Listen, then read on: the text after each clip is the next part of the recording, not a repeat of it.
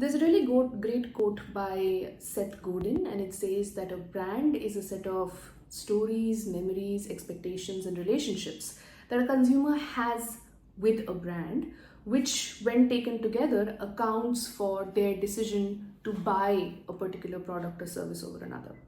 In effect, a brand is not a product, it is a person.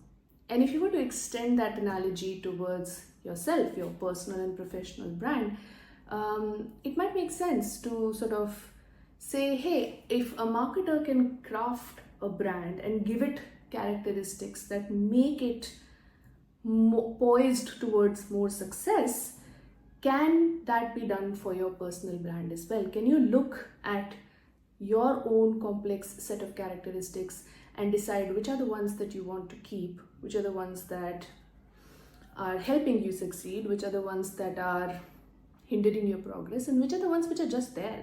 They're not really doing anything, they're just hanging around being merry.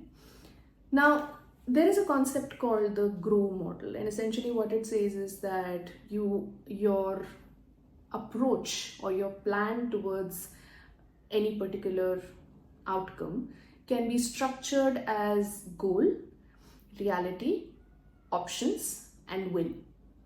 So what does that mean? So let's talk about goals.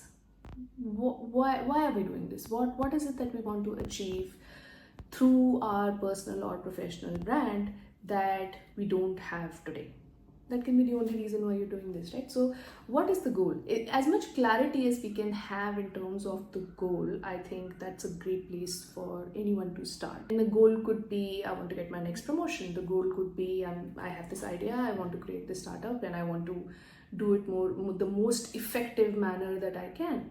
Or it could be that I'm now a leader and I need to sort of see what's serving me and what's not serving me, and just reset. Once you have the goal is when you can think about the reality.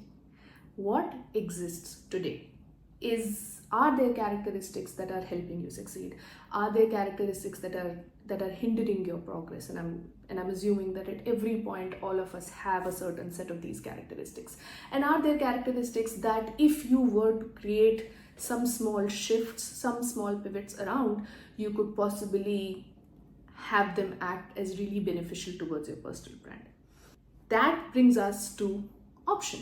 And the option to keep a characteristic, discard it, refurbish it, whatever, is actually just yours.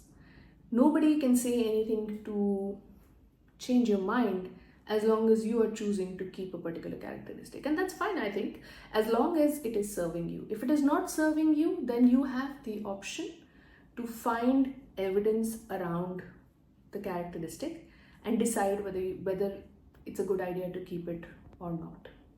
Which brings us to will.